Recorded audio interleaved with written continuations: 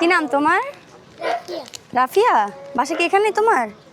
কয় বছর তোমার? 10 10 বছর। আচ্ছা, আমি হচ্ছে শ্বশুরবাড়ি একটা রেস্টুরেন্ট আছে আমার, ওইখান থেকে আসছি।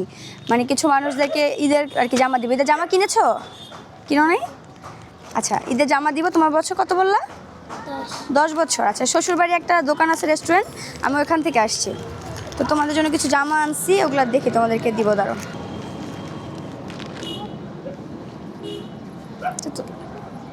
দেখি লাগে নাকি। হ্যাঁ, এটাই লাগবে। আচ্ছা, এটা পেয়ে কি তুমি খুশি? তুমি কি এটা পেয়ে খুশি? তুমি তাহলে কিছু বলো, তোমার কেমন লাগতেছে? ভালো লাগতেছে।